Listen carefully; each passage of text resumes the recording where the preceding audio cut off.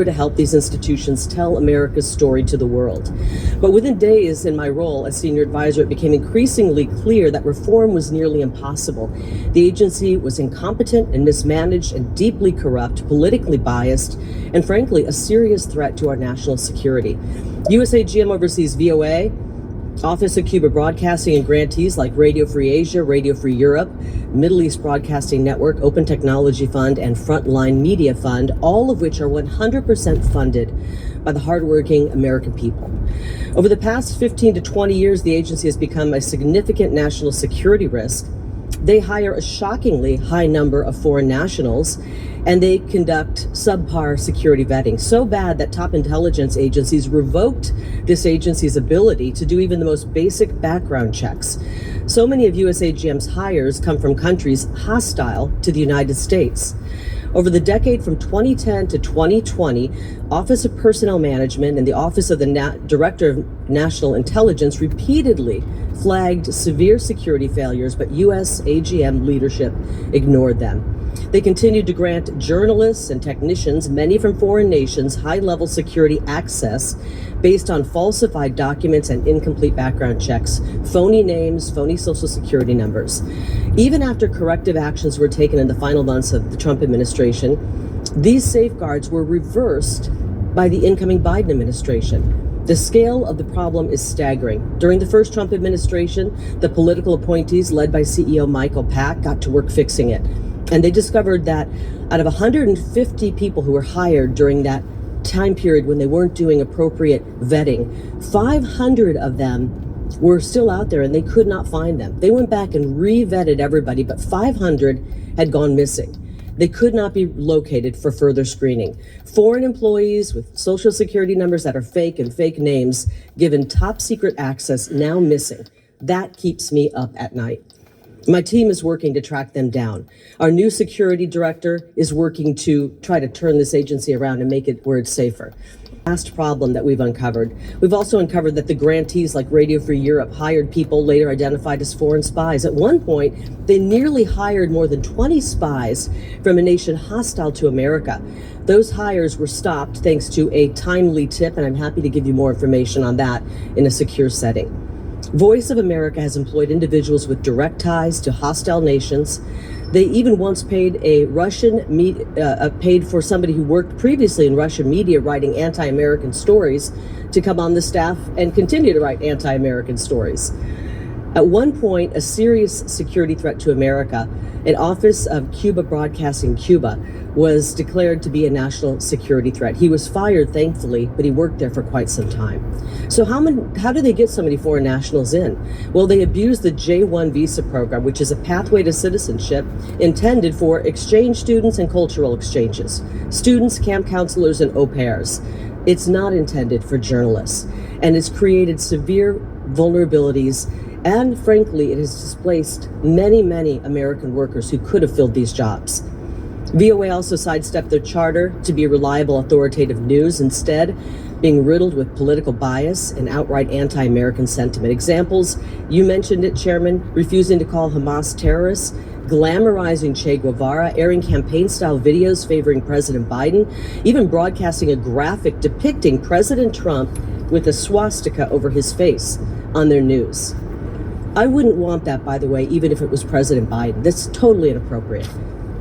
And a ridiculous editorial firewall prevents agency leadership like myself from correcting any of the bias or having any say in the editorial content that goes on the air. We've also got financial mismanagement, which I hope we'll go into. $75,000 spent for a COVID study on how Mac computers can be used for social distancing. $100,000 in American taxpayer money to actually sponsor a Afghan cricket team. $400,000 for quid pro quo payments to African VOA affiliates, and they actually wrote quid pro quo next to the budget item. $825,000 for a New York music show and $6 million contract for consulting advice that was never even implemented. I told these stories to people, and many times they say, wow, this place sounds like a crime scene. And I frankly have just learned that it is indeed a crime scene. We've learned that there is an active investigation going on at VOA for a series of threatening phone calls that have been coming out going after one of your colleagues, a sitting member of Congress, with years worth of threatening phone calls. And they've discovered that those phone calls were coming from inside the Voice of America. This place is rotten. It's rotten to the core. President Trump has asked me to go in and help clean it up. And he's also issued an executive order to reduce this agency down to its mandate, to what is mandated, statutorily required. That's exactly what I'm doing. I don't care if they attack me. We're going to make it right for the American taxpayers. And with that, I'm happy to answer any of your questions. Thank you, Ms. Lake, for your opening statements. We're now going to move to member questions. We ask that members keep their questions to 5 minutes. I'm going to begin by working down the line. I'll start by recognizing the Chairman Emeritus, Representative McCall. Thank you, Mr. Chairman. Ms. Lake, thanks for being here.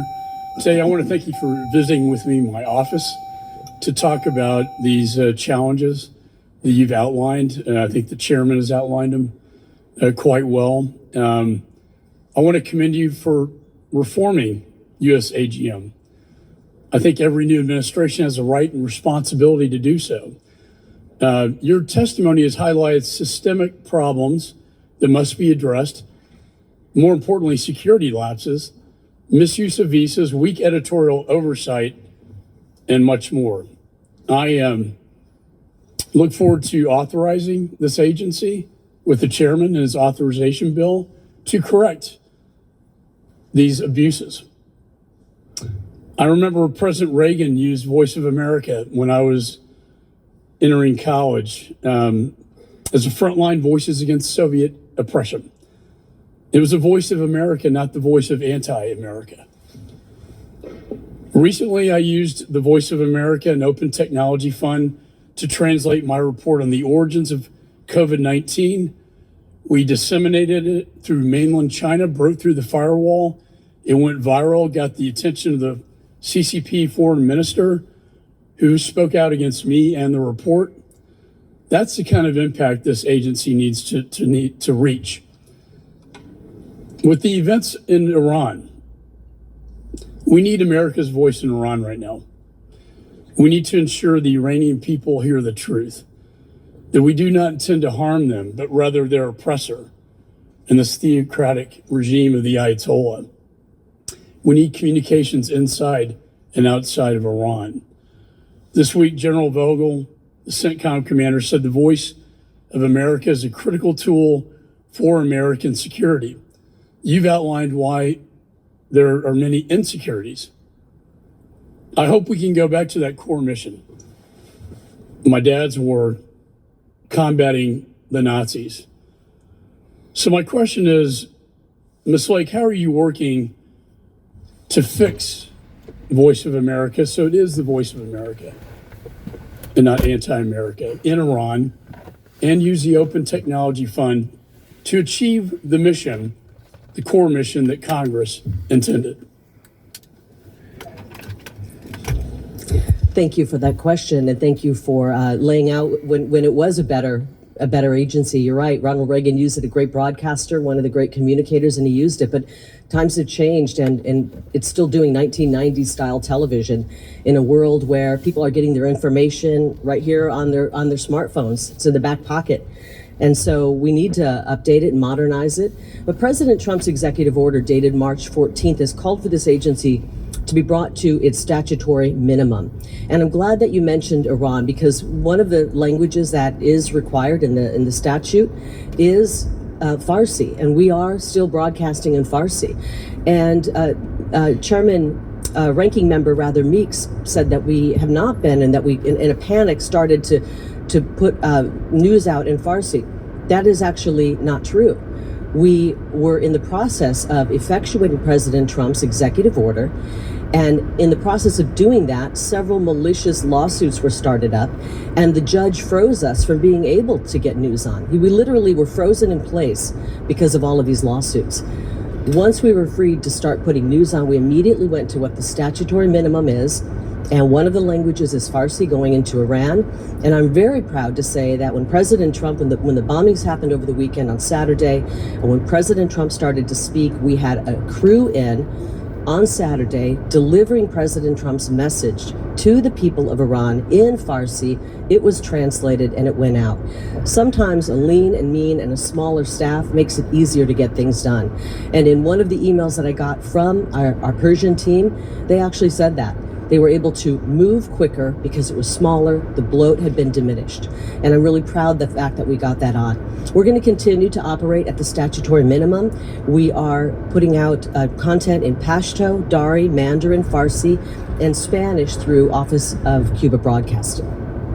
I thank you for that response. I think it's very important right now that the Iranian people hear the American story and the American message, and I commend you for your efforts to reform, and I encourage you to get that message into Iran right now. Communication inside and out is so important for those people if they're going to rise up against the suppressive theocracy that we've endured since 1979. I yield back. Recognized, Ranking Member Meeks. Thank you, Mr. Chairman. Let me first enter to the record a letter that you and I received, Mr. Chairman, from 4 bipartisan members of the International Broadcasting Advisory Board, which Congress established and confirmed in 2023. Thank you. Now, Ms. Lake, you may recall the White House fired the board members earlier. Let me just first say this, because I do agree with Mr. McCall on the need of making sure that the voice of America in those places where our adversaries have false information going through. But you cannot do that simply by reducing and ending all individuals that work within that agency. So now, these board members, for example, that were fired, despite their political and policy differences, those members wrote, and I quote, defunding, as you have done, these networks, because you can't do anything without money, but defunding these networks at this critical moment will undermine the United States' efforts to counter the biased narratives from America's authoritarian competitors. It's crucial. Some have said that it seems as though that our adversaries under this administration has been considered or treated like they're our allies, and our allies have been treated as if they're our adversaries. Now, I agree with the experts that put this letter in. There are grave risks right now for the United States national security posed by dismantling USAGM and the broadcasters it supports. Now, one of the things I want to do, maybe we can do this and then trying to save some time. I serve on the Financial Services Committee also, where we often engage with companies about the risk analysis that they perform before making major business decisions to outpace their competitors. And I know I hear my Republican colleagues often say that government should be run like a business. So I just want to try to just get a few yes or no questions in the time that we have, just so that I know we can either get some of the information that the chairman said you are bringing or have brought with you. So my question to you is, did you conduct or review a written analysis before placing most of the USAGM's and VOA's employees on administrative leave on March 15th, before cutting off payments to USAGM grantees in March, or before announcing a reduction in force at the VOA last Friday? Yes or no? I've been working in media for 30 years, and in every newsroom across this country in that time. Yes or no? Did you do? These are complex questions. They're not yes or no questions. Either you did a review or you didn't. We are right-sizing an agency that has grown and grown and grown. Did you do a review? We've reviewed. Yes, we've reviewed. You've done a review. Do you have a record of what you reviewed? We have reviewed the number of employees, the number of languages, but most of all, what we've reviewed was an executive order, March 14th, by the man who's in charge of the executive branch. I want to know. His name is Donald Trump. Do you have a record that you can produce? The chairman said you had a bunch of things with you. Do you have a record of what you reviewed and who you reviewed to? We reviewed the statute. Do you have a record? Yes or no? We have the statute, and Do we you have a reviewed record? the statute. Yeah, we can pull that statute Or for if you have it, not the statute, the record of individuals that you reviewed, interviewed, or talked to before you committed your actions of dismantling.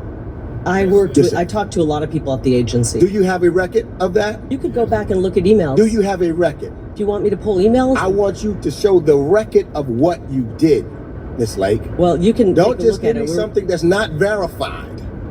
Tell me, show me the record, because that's what I hear oftentimes in the business. You have to have a record. Show me the record that you did what you did. That's all. It's Now, pretty let me, obvious what I we mean, did you survey? Let me ask this question then. Did you survey employees that was there about waste, fraud, and abuse you believe was occurring at the agency? Did you survey? We Since know you said that there's waste, fraud, and abuse. Did you and things. survey the employees? Yes or no? What? Yes or no? These are ridiculous Did questions. you serve? Simple answers. You either did or you didn't. Yeah, I guess survey means talk Did to you and do ask it or not? questions. Sure, we did. You did? Then you can provide those surveys. You can show us a record of who you We talked did not run an expensive survey, but I talked to many people at the state. to. You didn't do. So you didn't do that either. So this was based on a whim. Okay. Ranking member, time has expired. I want to thank you for your 5 minutes of questioning. I'm now going to recognize Representative Smith Thank for you very 5 minutes much. of questioning. Thank you very much, Mr. Chairman, and welcome to the committee, Ms. Lake. I chair the Congressional Executive Commission on China. We've had many, many hearings, and we've worked on legislation. One of my bills that passed just a few weeks ago was to combat the heinous practice of forced organ harvesting, where 70,000 young people, average age 28, get their organs taken. They're Uyghurs, they're Falun Gong practitioners. It passed 406-1. Second time it passed last year as well. I've had 4 hearings on it. Xi Jinping is committing atrocities like almost no one else in the world. And whether it be what he's done to Hong Kong, the pervasive use of torture, religious persecution, everywhere you look, genocide against the Uyghurs. And then in your testimony, and I would ask you if you could maybe elaborate on this, you point out that the past leadership of VOA Mandarin Language Services conducted annual meetings with the Chinese embassy in Washington. Well, I go to the Chinese embassy myself, outside picketing. We try to meet. I've invited Chinese leaders here from the embassy and from the government many times to testify. Every time they turn us down. But if you could elaborate on those meetings, whatever you could tell us. You also pointed out that VOA's Mandarin language service personalities have hosted events at the Chinese embassy. And one of VOA's television editors even publicly pledged his allegiance to the PRC at a Chinese embassy event. And finally, you said VOA allowed the communist Vietnamese and Chinese embassies in DC to pressure them into removing videos, cutting short live interviews, or changing story angles so that coverage was more supportive of the Chinese governments of Hanoi and Beijing. If you could elaborate on that, I'd deeply appreciate it. I'd be happy to. And I just actually read an article that was very interesting. It's called Chinese Influence at Voice of America. And I mentioned that there's a firewall, an editorial firewall, that members of the management at USAGM and Voice of America cannot tell the reporters what to report. They can't talk about what should be in the newscast. And so if a reporter decides to go rogue and do pro-CCP coverage, I can't do anything about it. That's not how a newsroom should be run. I've worked in newsrooms my whole life. There's always some editorial control that management has so that you're making sure that what goes out of the airway is accurate. And frankly, in an agency such as this, it should be telling America's story. That's our charter, telling America's story, being authoritative, not telling China's story. But I want to talk to you a little bit about what you just mentioned. If I may read this, because it was really shocking when I read this. And sorry, I got to put my reading glasses on for this one, guys. Starting in the first decade of the 2000s, the Chinese embassy in Washington, D.C. and the leadership of VOA's Mandarin service began an annual meeting to allow embassy officials to voice their opinions about VOA's content. So management at USAGM has no say in what content it goes on, but The folks over at the CCP and the Chinese embassy do have say about what goes on our air. CCP embassy officials have also reached out to VOA hosts to convince them to be more supportive of the regime. VOA personalities have hosted events at the embassy. VOA TV editor, one of them, publicly pledged his allegiance to China at a Chinese embassy event. This is absurd. This is insane. And the American taxpayers are footing the bill for this. You know, they also ran a 2-minute CCP propaganda. They produced it at VOA. And the management agreed that it was CCP propaganda. Frankly, 2 seconds of CCP propaganda is too much. The American people are footing the bill. And so things have to change there. We need to make sure that firewall is gone. We should be able to have control over what kind of content goes out. It should be in alignment with our foreign policy. And unfortunately, the only people that seem to have any influence are our adversaries on what is going out on VOA's airwaves. It's outrageous and it has to stop. And thankfully, President Trump issued that executive order to bring this agency down to its statutory minimum. And he has called for this agency to be eliminated starting in the fiscal year 2026. Well, thank you for your testimony. Thank you for highlighting that important complicity with the brutality of the Chinese Communist Party. You know, I'm barred from going to China. I used to lead human rights missions there frequently. The Global Times put me on their so-called hit list. And I can tell you, you know, I can't go to China, and yet we had people collaborating with their top leadership here in D.C. and elsewhere. And that is outrageous. We need to reform this, and I agree. You can judge a man by his enemies, and you've got good enemies. Thank you very much. Yield back. Representative yields back. Representative Keating is now recognized. Thank you, Mr. Chairman. Thank you for being here. I think if we look at Exhibit A in terms of the value of global media, we look no further than Iran. The Trump administration took great attention towards the bombing that occurred. But to really be successful, what's going to be necessary is not just strong diplomacy, but changing the views of the people that live there. And Secretary Rubio in his Senate confirmation stressed that there's probably no greater discrepancy between the actions of one government and their people than Iran.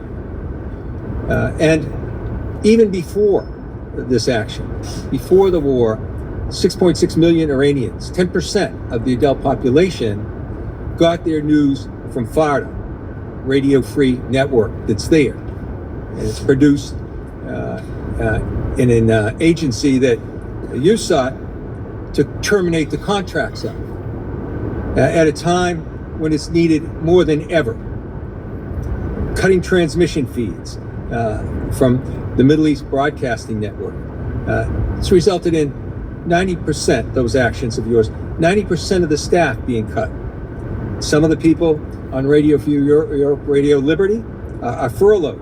Programming's been reduced at a time when we need it the most. I'm concerned also, not just with the cuts, but I'm concerned for the journalists that report this news. They're in great jeopardy. A lot of attention in your opening remarks went to vetting and the extreme efforts that you're doing for vetting.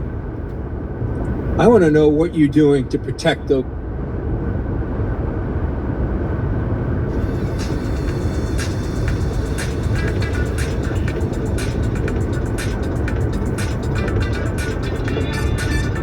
Go ahead, LaShawn. Can you hear me? Yes. Yeah. The ACs, and I'm turning those off, right? Yeah. Oh, okay. Just want to make sure. All right. All right. Sorry to disturb you. No problem. No problem.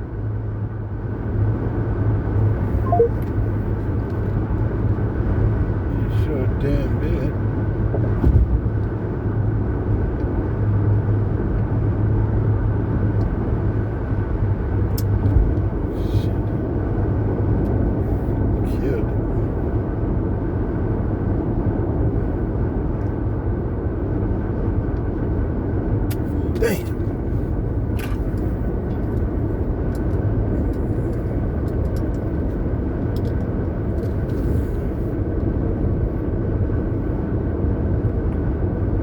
Go.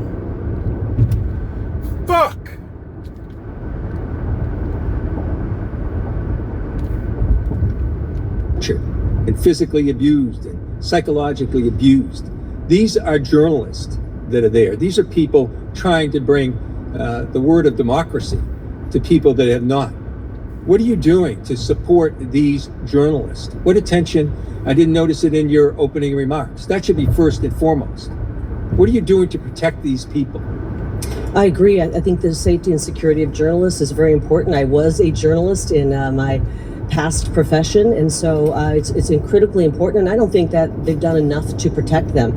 I'm thankful that recently, in the last few days, one journalist who was being held was released thanks to President Trump.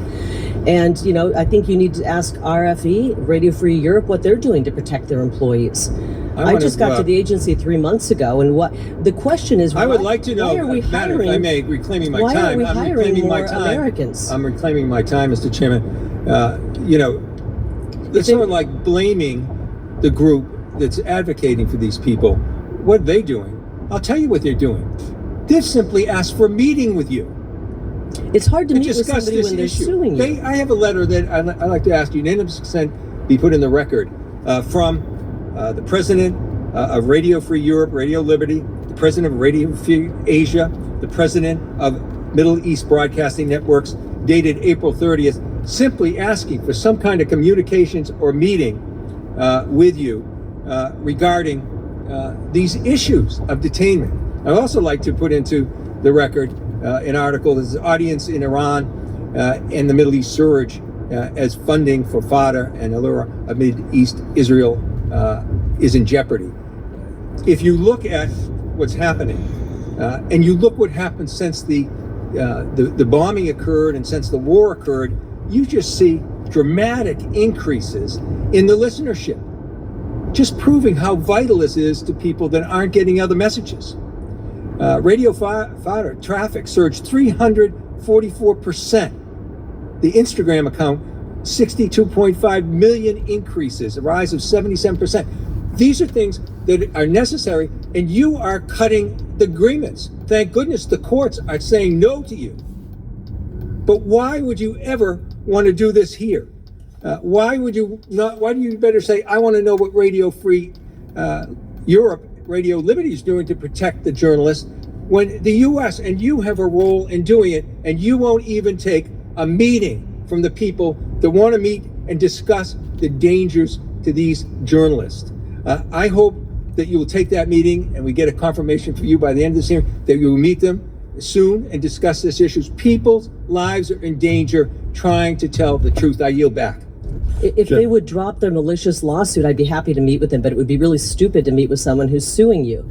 And, you know, this is a gentleman who makes about $320,000 off the backs of hardworking Americans and is suing our agency. We've given him all. An official who's making money off the backs of Americans.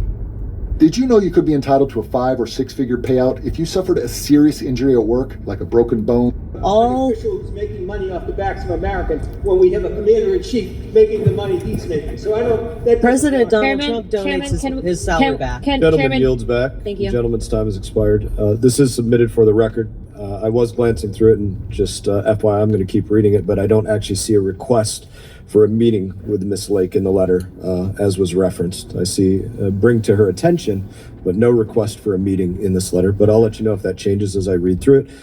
Representative Perry is now recognized. Thanks, Mr. Chairman. Ms. Lake, would you care to answer the question further, the last question further? Do you want to expound on any of that? Well, I think it is difficult to meet with people when they're suing you. It just isn't advised. And if any attorney would tell you, you can't sit down and meet with somebody who's launched a malicious lawsuits against the agency, naming me in those lawsuits. So it'd be ill-advised to do that, obviously. You know, we do not have a current grant agreement with RFE, Radio Free Europe, which was started, you know, many, many years ago as a CIA operation.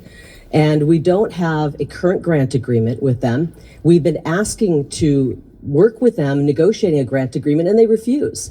We offered a grant to them, and they refused to even mark it up and redline it and send it back to us. So we don't have an approved financial plan. They won't tell us where they're spending their money. We've got an audit going on right now, and they've stonewalled and prevented us from getting any access to their financial books. Again, we pay them, and they do not tell us where the money is going. I think that's a problem. I think the American people deserve to know where their money is going. And so we're working to make sure we get that. Interestingly, in the 11th hour last night, right before I crawled into bed, we found out that they're finally going to give a little bit of information to our auditors. And I thought it was really interesting timing because they didn't want me to sit up here and say they refused to let us look at their books. They refused to let us see where the American taxpayer dollars are going and once it's getting funneled into RFERL.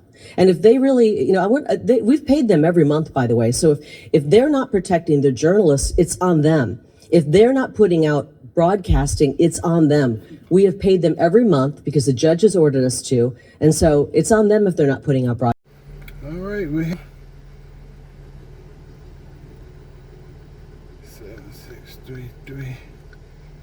I wonder what happened to Mr. Combs. Hello. All right, we leaving us up on the hill. How do I want to do this? I'm gonna put it down there with him. Turn out. Park it, pull right next to him. Let's see if I can get it in there. I just need to get the nose out. My mic is nose in it. Nose in it. Nose in it. All I need is to get me in there a little bit. And then come on out.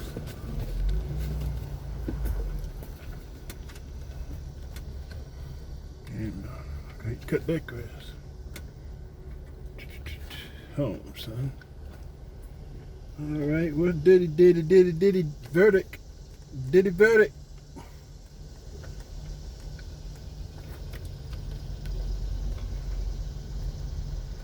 Personal use is just a distraction. They bought and distributed to people around them. They didn't sell to the public, is what you're saying.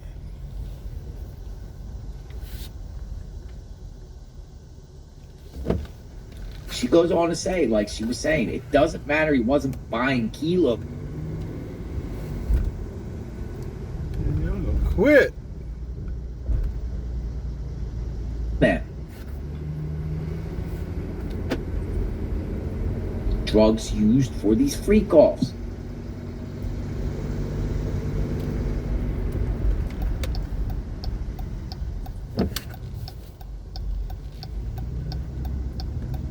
Yes, that is crazy. She is literally describing the role of the enterprise. And I'm totally in this. I don't know if you are. I am. I'm listening to every single word here. But all this evidence for the last 6 weeks, she's packaging all in with this closing. It's very powerful. It's fire. It's fire what she's saying here.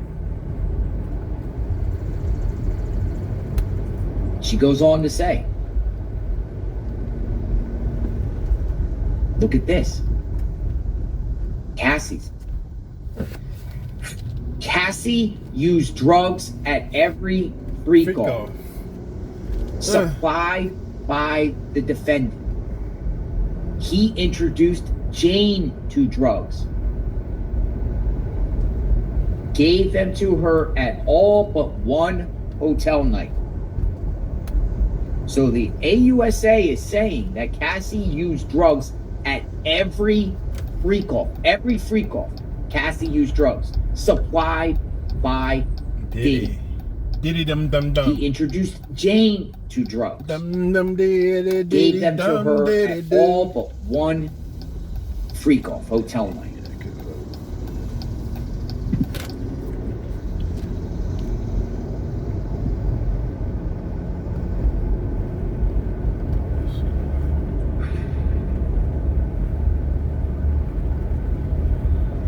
He gave drugs to Kerry Morgan and Bonna.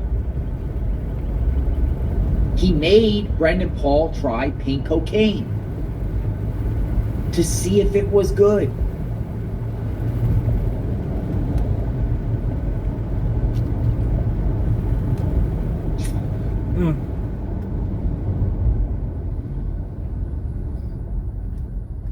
gave drugs to Carrie Morgan and Bonna. He made sure his assistant, Brendan Paul, tried the pink cocaine to see if it was good. D-Rock would text One Stop. Need to see someone for bro. That is the defendant. Guido asked Fahim to cover the defendant's drug debt. He ran a debt? KK knew he was distributing drugs to the woman for the Wild King Nights.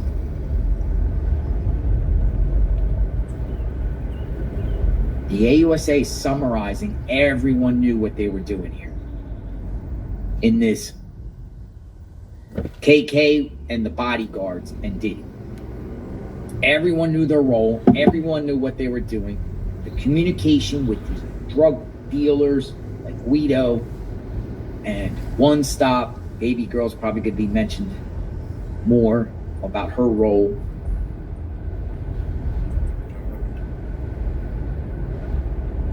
And you notice the prosecution claims that Cassie was on drugs during every freak-off. And Jane was on drugs for everyone except one, the prosecutor said.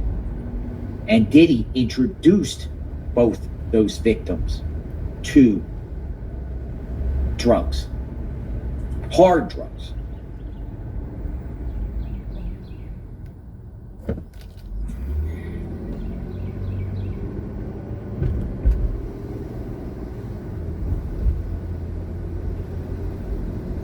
Jane told KK she was having a bad come down.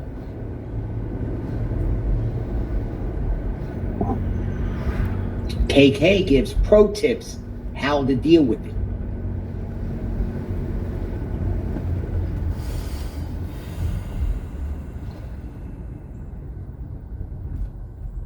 Old Atlanta. These streets used to be rocking. Plain and simple. This is drug distribution. KK gives pro tips on how to deal with it. How about the kidnappings? Now we're getting into the kidnappings.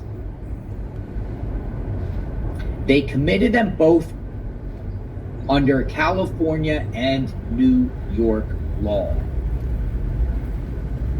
Consider Cassie. Bonds made her stay put.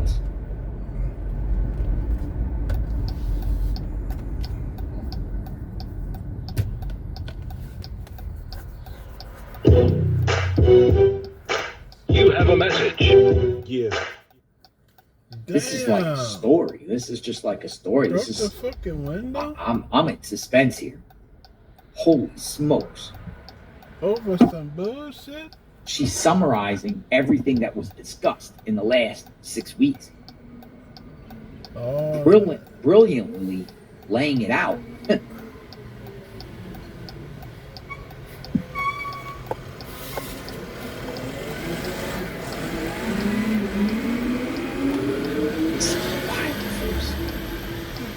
for nothing. CNN puts out a report. Prosecution tells jury to find Combs conspired to commit racketeering. Look at this. The defendant called Cassie a slut. Excuse my language.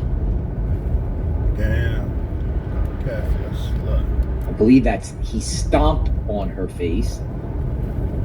She was disfigured. Roger Bonds caught her and brought her back. Kidnapping. Arguably also say false imprisonment. Yep.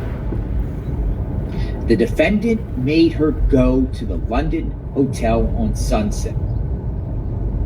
No one saw her. She wanted to go home to her mom, but no. Wasn't allowed. she was kidnapped, held against her will by Diddy and his people.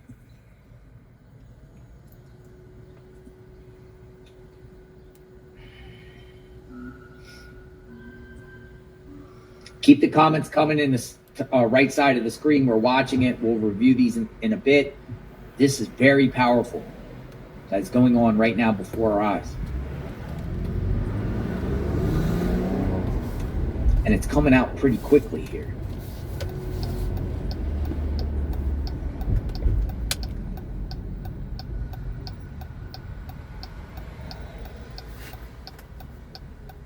I mean, the biggest thing that stuck out to me so far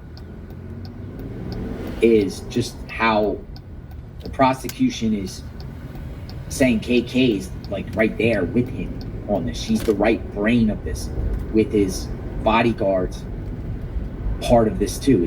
That's his inner circle, and some of his employees would come and go, and all these crimes committed, racketeering acts, drugs distribution, kidnapping, arson, bribery, facilitating sex trafficking, forced labor, travel for commercial sex, the cover-up. But another thing that stuck out to me is basically saying the other two crimes that he's charged with are standalone crimes. But right now we're getting into the kidnapping element of the RICO, kidnapping. The drugs, they were talking about distributing drugs. I think the prosecution finished on that, and now is going into the kidnapping element of the RICO.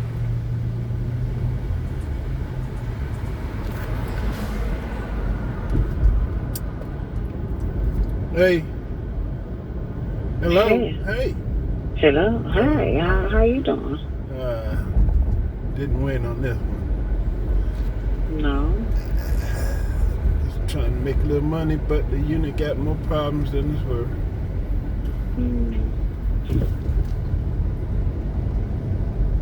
Why, you watching my doc? No, I am not. I'm watching the clock and wondering why I haven't heard from my husband all morning. Because I've been asleep. Waiting on them to tell me I can come in, yeah. You've been asleep where? At Kroger. You home? No. Oh, gross. I'm just not leaving their house.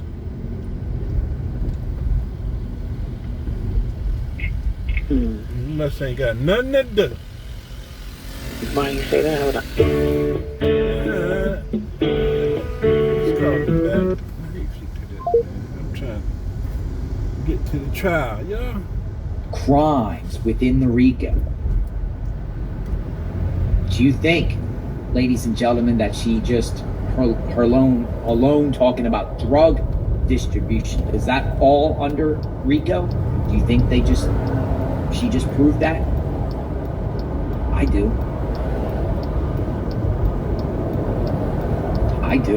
Just don't. That's where she started, drug distribution of the RICO. Drug dealers, those people, how they gave drugs to Jane, Cassie. I think that's been proven. Yeah. AUSA, this is into the kidnapping. It's clear Cassie did not consent to staying in the London hotel. She was kidnapped.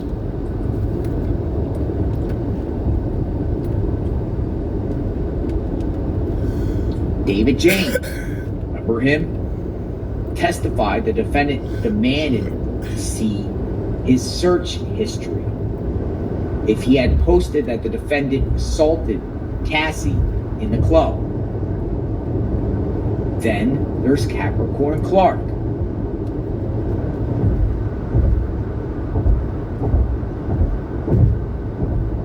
They made her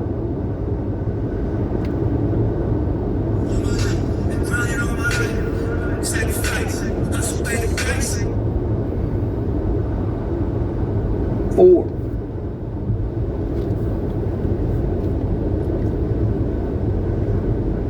She was holding expensive jewelry that went missing. Uncle Paulie took her to the future headquarters of Bad Boy. She was tested for 5 lies.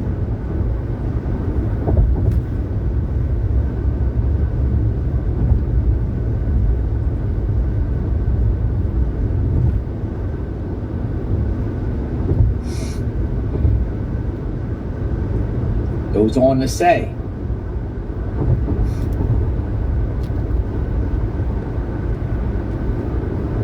getting into Capricorn Clark now. Capricorn Clark. So just went with Cassie being held against her will. Now we're getting into Capricorn Clark. This is the incident. I think it was 1750 Broadway, wasn't it? A warehouse near the East River.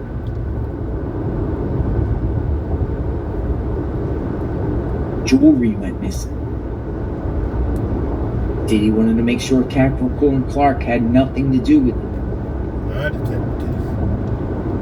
Uncle Paulie took her there. The man administering the test told her if she failed, she would end up in the East River. In Central Park, the defendant told her if anything happened, he'd have to kill her.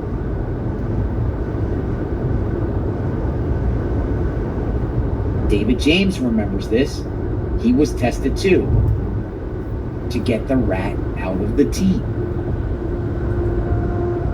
Wasn't it true also with Capricorn Clark? If she didn't take the lie detector test, she would also be thrown in the river. So it wasn't just, if you fail it, you're going to be thrown in the East River. But if you don't take this or pass this, you don't take it. Because she couldn't take it. Her nerves. Take multiple days. In December of 2011,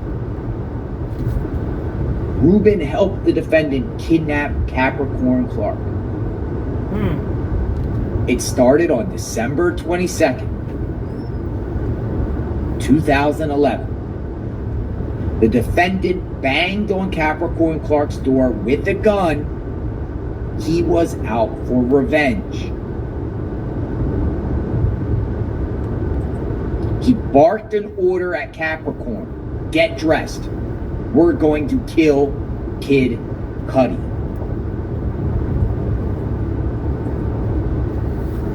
Now we're in California now. Before with the other one, it was in New York.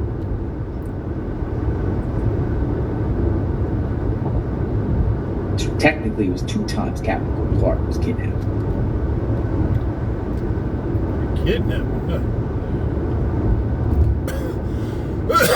Get dressed. We're gonna go kill Kid Cudi.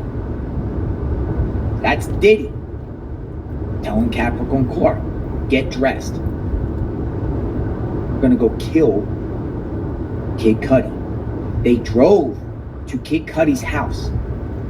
The defendant had a gun in his lap. This was kidnapping. He moved her a substantial distance. And premeditated murder.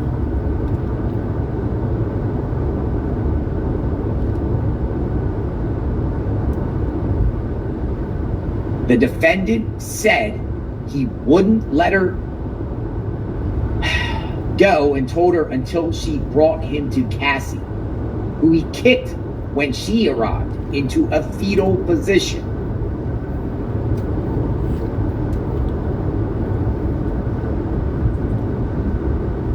Kidnapping.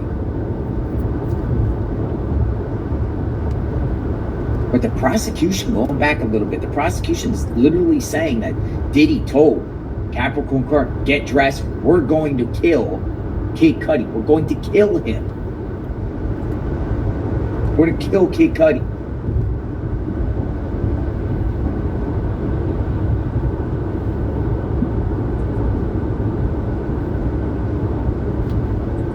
Wow. Very, very powerful testimony so far by the AUSA.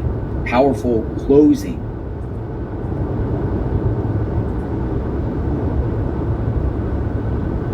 We're going to stay with this. We're going to stay with this, and then we'll review the other stuff. as it's coming out. Holy moly. Let me know what you think in the comments here. This is powerful.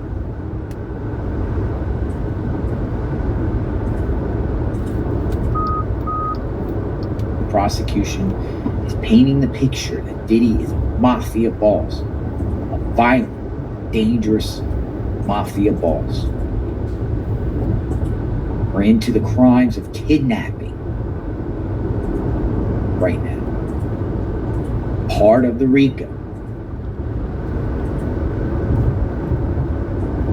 She's going to lay out other crimes.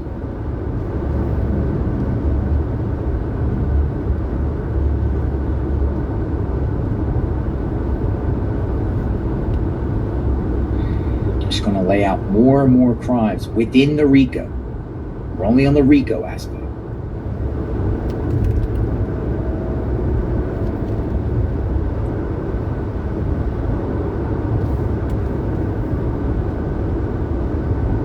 Kidnapping, arson, forced labor, bribery of a security officer, and the brutal crimes of sex trafficking.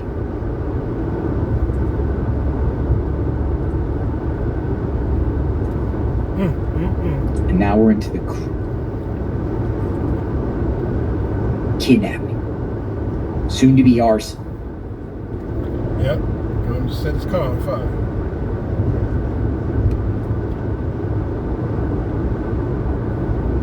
Goes on to say, Cassie, who was with Kid Cudi that morning, testified about this.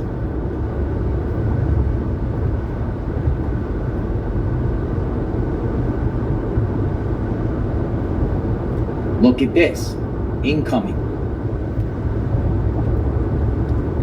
The officer who responded to the 911 call, he saw the black Escalade registered to Bad Boy at the scene, or in the area right there, by the house. He took the license plate.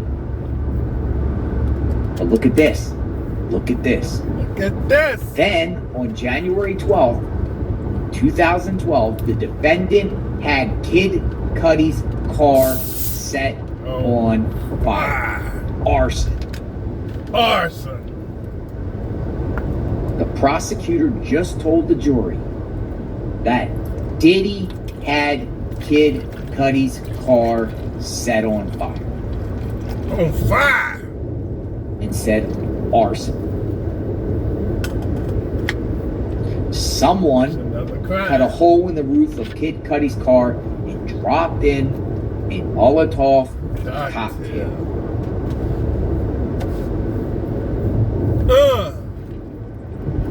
Take that. Take that. Look at this. We're not suggesting the defendant cut the hole. He didn't even buy his own soup. You heard the voice notes. He said he was going to blow up Kid Cudi's car.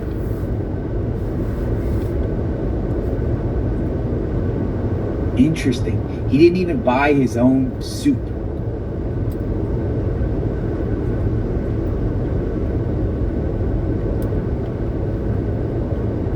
You heard the voice notes.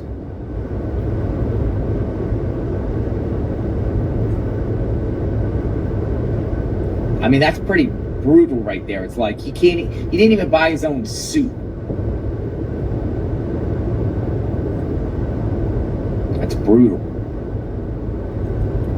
He didn't even buy his own soup. That's crazy right there. I know y'all are seeing that too in the chat. But they're saying on the voice notes, he said he was going to blow up his car. So he said it in voice notes, then it happens. The prosecution is saying, we're not suggesting he cut the hole.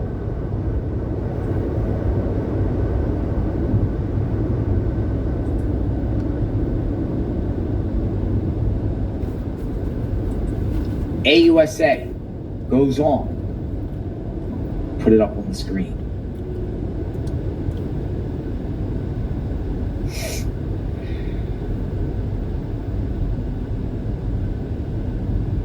Powerful, powerful. What are the odds?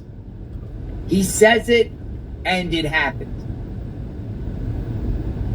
The coincidences just keep on coming. The defendant and Rubin just happened to be there a few weeks before.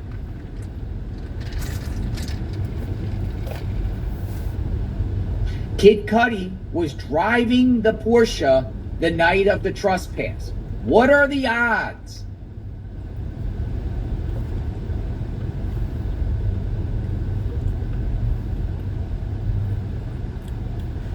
So she's saying, what are the odds? He just happens to say it before that he's going to blow up, and it happens. What are the odds? What are the And they odds? were there just before watching Kid Cudi beforehand and seeing Cudi in the Porsche.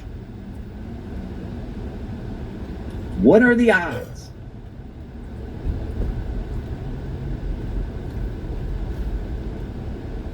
This is good. Now this is really, really Good stuff. it's like a bedtime story. Made for TV. The bedtime story talk. Miniseries.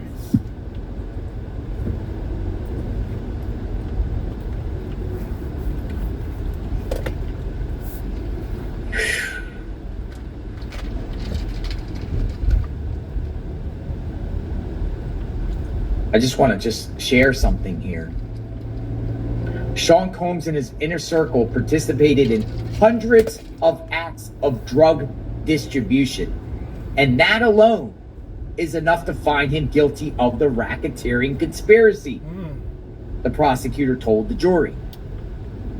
Hundreds of acts of drug distribution, that alone is enough to find him guilty of racketeering conspiracy.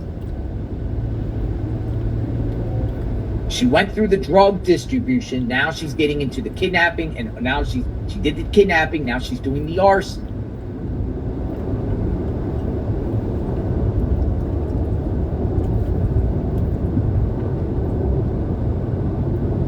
But it's like we'll keep on this. We'll stay on this, and we'll talk. We'll talk in a bit.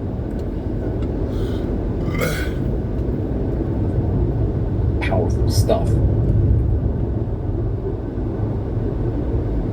What are the odds?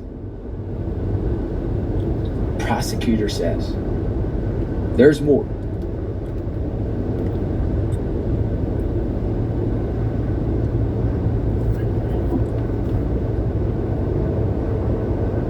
Kid Cudi had conflicts with no one except Diddy. Then D-Rock brought Kid Cudi to the defendant, who was looking like a Marvel super villain.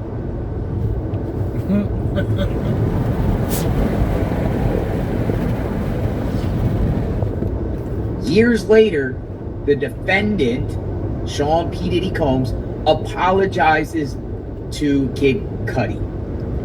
That's when they made their peace. Remember? Made their peace. Years later. Now, there's bribery. We're getting into the bribery of the RICO.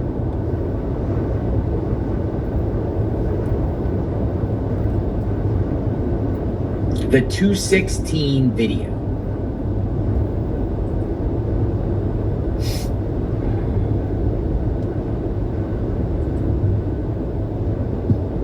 Okay, now we're getting into the Intercontinental Hotel incident and what transpired before the assault and the video itself.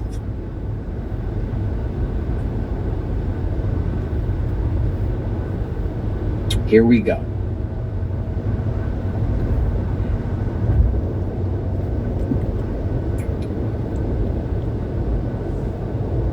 The defendant was having a freak-off with Cassie and one of the escorts, Jules. Flores found the defendant sitting in a chair with what he called a devilish stare.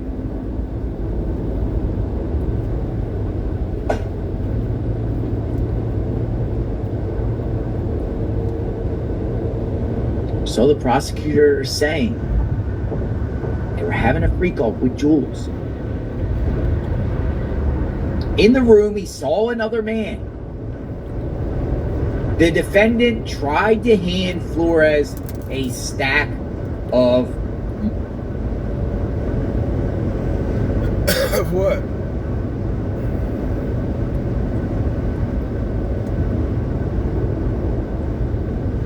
bribery.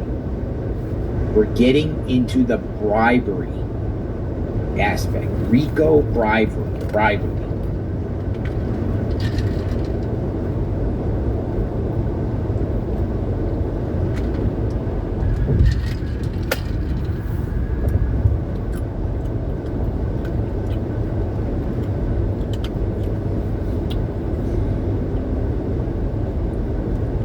Slavic goes on to say,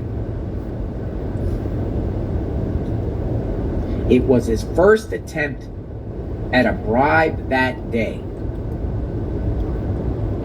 As Cassie leaves, Combs starts damage control. The judge, we had a power issue. Mic check, everyone's mic's working. Hello, yes. All right, mics are working, some sort of power issue. In the middle of this, they had a power issue, but now it's back on track.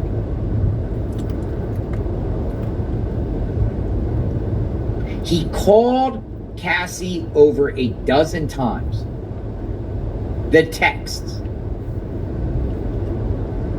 Call me, cops are here.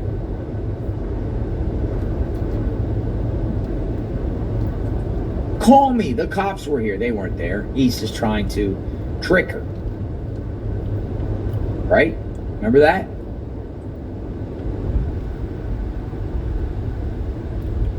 Cassie got away. Starts blowing up her phone. Oh, he was just manipulating her. But the defendant knew he couldn't be arrested. Things, ain't you? There was a video of the assault.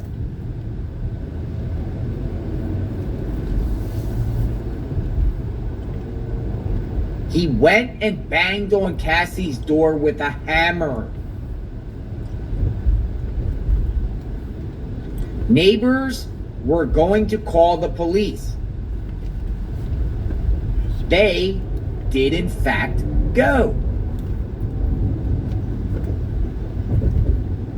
Kerry Morgan had that LAPD card. So the police did go. The police went. Diddy went and banged on Cassie's door with a hammer.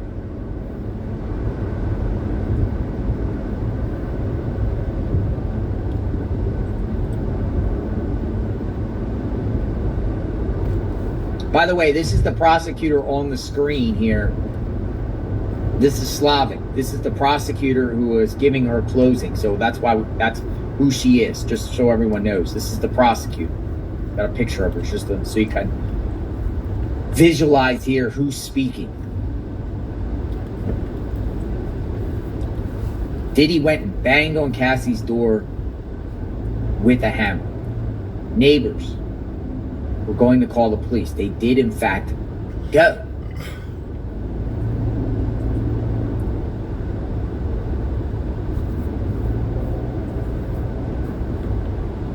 Here comes KK, incoming KK.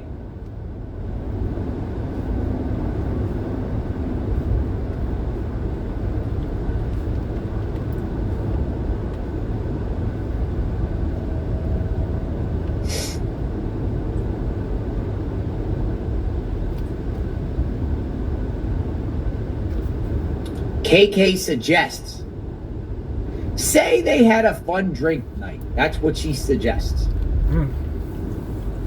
She calls and reaches out to Eddie Garcia, who testified. Ain't he a cop? What that name is for? Eddie says no. Then KK shows up in person. They got to get this tape. Oh, that's the hotel guy. AUSA. He won't show her, but says off the record, the video is bad. It's bad, KK. It's bad. KK then has Diddy call Eddie on Eddie's personal phone. How the heck did you people get my number?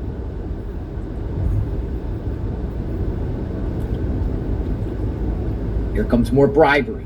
They need that tape. They need that tape. They need to get that tape in their possession.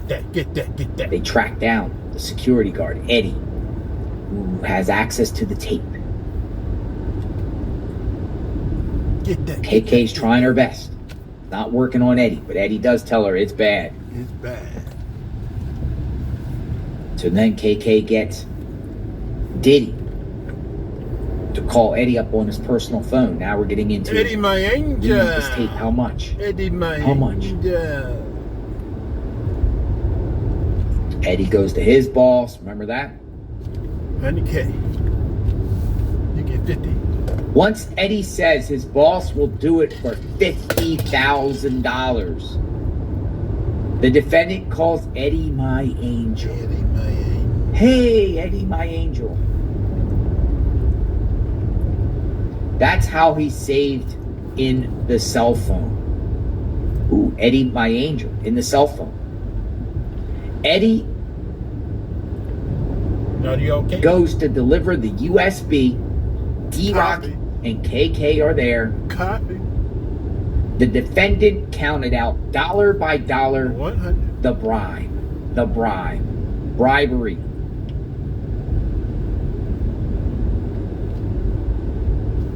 And you notice something here, what was just said. Whatever phones were seized, they still had Eddie my angel listed in the contacts. Ooh. Eddie my angel. Eddie, are you okay? Are you okay, The Eddie? defendant counted out dollar by dollar the bribe.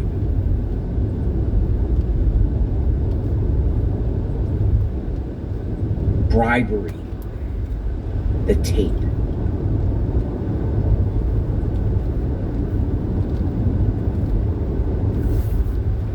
This is so good. Really, this is good. Because we know this entire storyline if you've been here for the last 6 weeks. She's just narrating it, put it all down into it. She's summarizing it.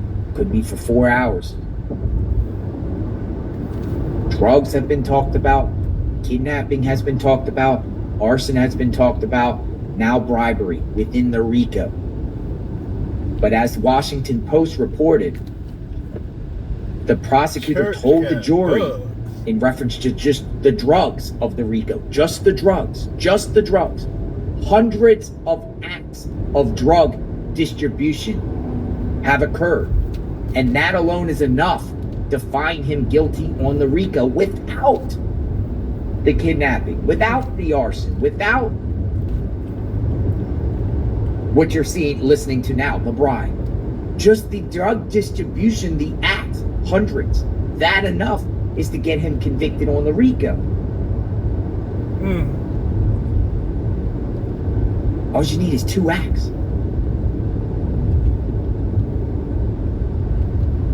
AUSA Slavic. Eddie told you the security guard told him he came up with the defendant. That was D-Rock. Eddie asked the defendant, what if Cassie calls the police?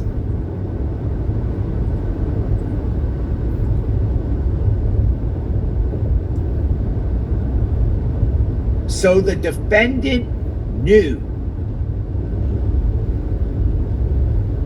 Eddie finds the ID of the stand-in for Flores. NDAs are signed. Don't speak to anyone. I bet you she's gonna say, watch how you spend it, too. Because that stuck out to me. The way Diddy told Eddie, watch how you spend that money to stay under the radar, because it's a lot of money. But watch the prosecutor say that. We'll see. We'll see. NDAs are signed. Don't speak to anyone.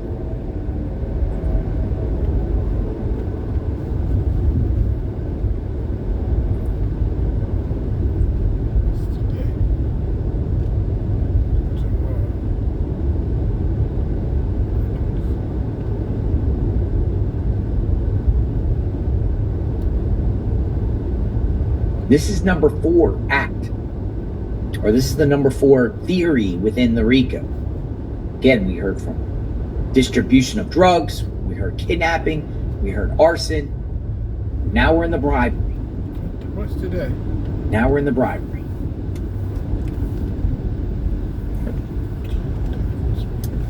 I think the day is the 27th, is it?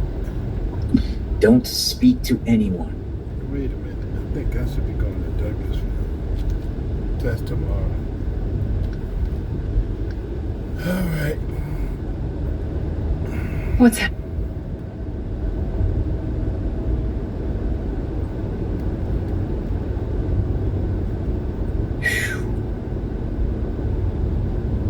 Of course, the defendant was behind this. Slavic says of the arson involving Kid Cudi's car. Of course.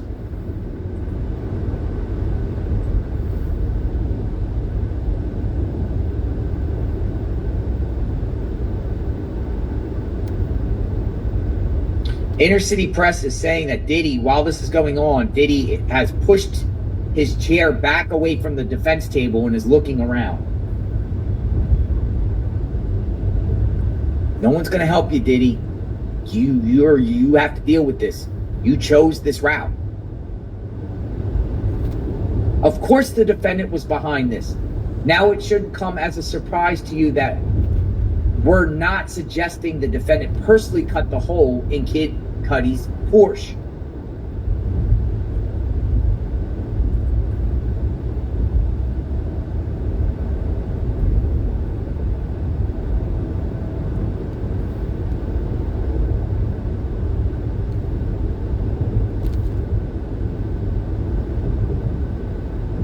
AUSA goes on about this bribe.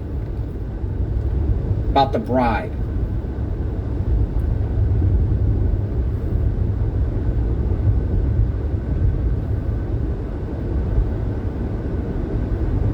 AUSA says paying for silence is influencing testimony.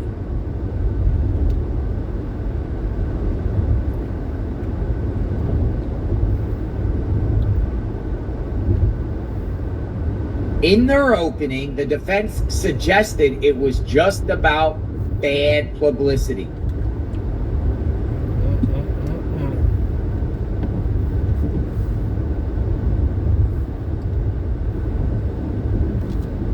In reality, she's probably going to say it was about him getting the tape so the police don't get access to it, to arrest him.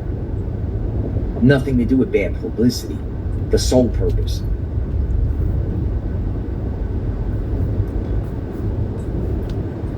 Arrest, then comes bad publicity. I'll say that.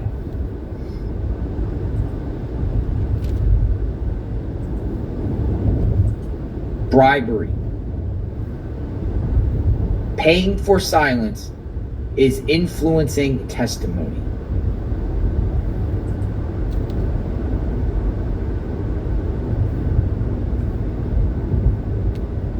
They'll have to take that out. So to me, right now, bribery has been proven, drug trafficking has been proven, kidnapping has been proven, arson has been proven. That's my opinion.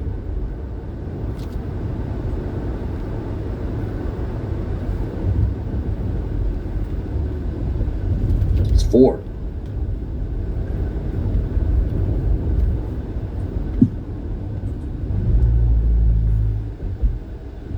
We haven't gotten into the sex trafficking yet.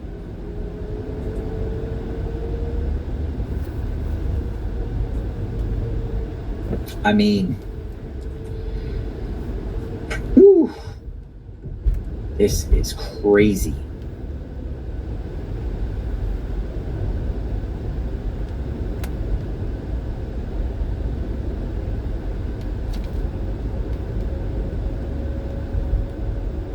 So the government, going back to the drugs again, hundreds of acts of drug distribution happened between Diddy and his inner circle, distributing drugs to the victims during these freak-offs. Prosecution's saying hundreds of acts. All you have to do is they have to show that he did it twice.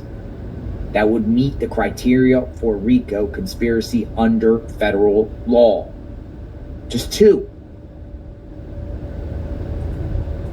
Within the drugs.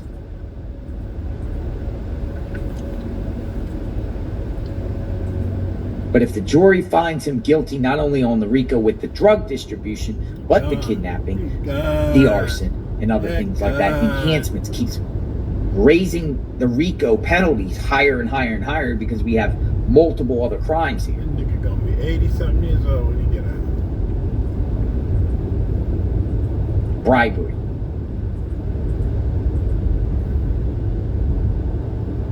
We're at the bribery aspect of the RICO. This is wild. Woo!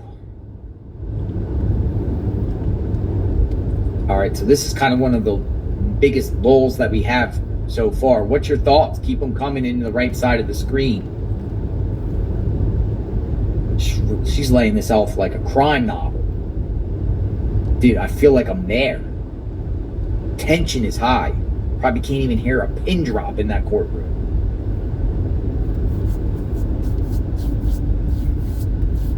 You can't even hear a pin drop there. Seriously, this is heavy. Heavy. Heavy. One thing that stuck out to me, she's flat out saying that, get dressed, we're gonna go kill Kid Cudi.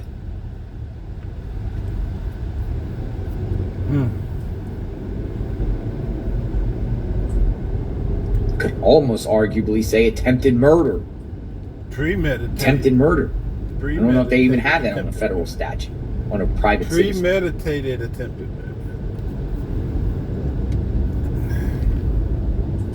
It's crazy. He was going over there to murder him, but he wasn't. It's pretty good. There. It's coming out rapid fire though. Premeditated.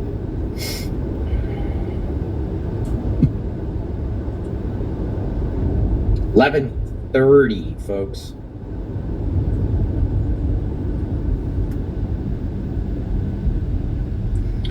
Combs has pushed his chair, had his chair pushed way back from the defense table and is looking around. You know he's toast. Better not be looking at the jury like that. He was told he could. My goodness. This is huge, folks.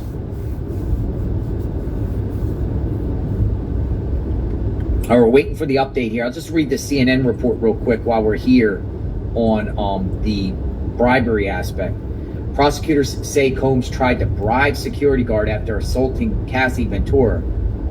AUSA Slavic is now addressing acts of bribery executed by Sean Diddy Combs and his enterprise. In March 2016, after Combs assaulted Cassie in the elevator lobby at the Intercontinental Hotel, Combs tried to bribe the responding security guard with a stack of money. Israel Flores testified that he declined the money from Combs at the time when he responded to the scene and escorted Ventura out of the hotel room. He didn't know the defendant had just beaten Cassie in a public area of the hotel. But the defendant knew what he did. Slavic said of Combs' attempted bribe. After Ventura left the hotel, Combs and his staff started damage control. He called Ventura over a dozen times and texted her repeatedly at one point, falsely telling her that he was being arrested. That was a lie. The police were never involved in the altercation. But Slavic told the jury Combs was manipulating Ventura. The defendant knew what he had done and knew the potential consequences. He knew that he could be arrested if the police knew he had did that to Cassie at the hotel. Later in the day, KK, Combs' chief of staff, and Combs' security guard at the time, D-Rock, began working to clean up the situation. They tracked down the video surveillance of that and then eventually bribed the guard. Slavic. Police involvement would hurt him. That's why they're saying it's a bribe. Because of getting rid of the tape, police would be involved. It would hurt him. The two are connected.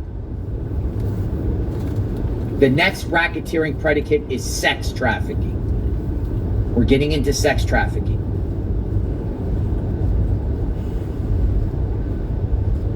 Defendant's inner circle assisted, whether they wanted to or not.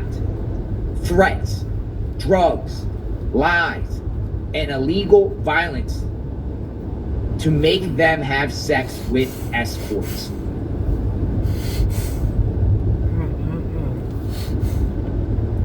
This is not an attempt to criminalize dysfunctional relationships or personal sexual behavior.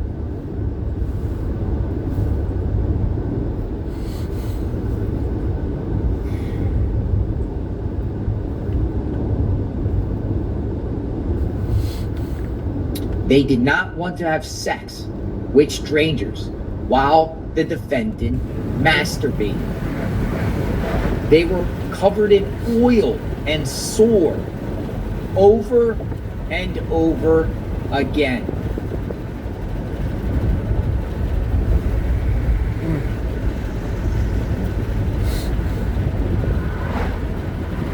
Check this out right here coming out.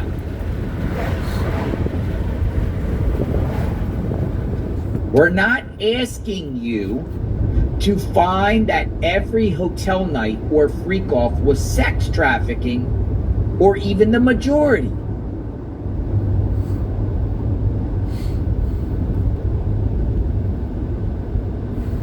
You only need to find the elements were met one time. One freak-off. One. That's it. He's guilty. But it was way more than once. Holy smokes, folks. Do you hear what the prosecution just told the jury? We're not asking you to find that every hotel night or freak-off was sex trafficking, or even the majority. You only need to find the elements were met one time.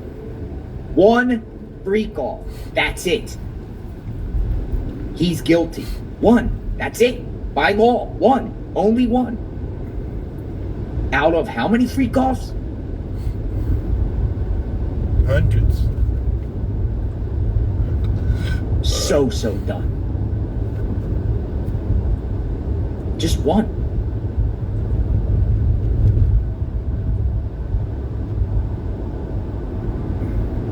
But emphasize, it was way more than once.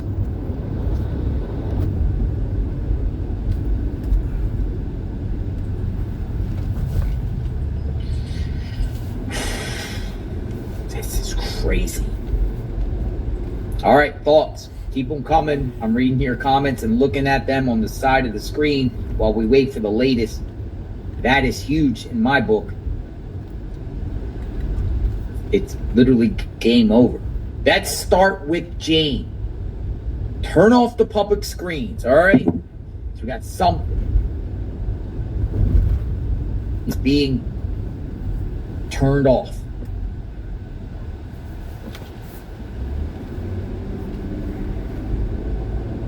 I mean, she told the jury you only need to find the elements were met one time. One freak off, she says. Only in one.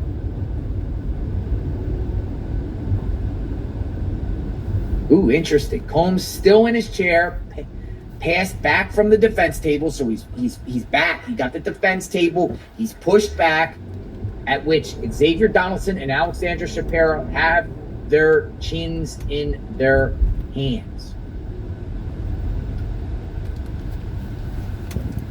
Know what I mean? You know what I mean? You know what I mean? Consider the sobriety part.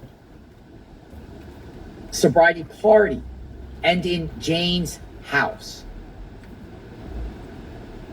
The sobriety party. Last sobriety party. Remember that?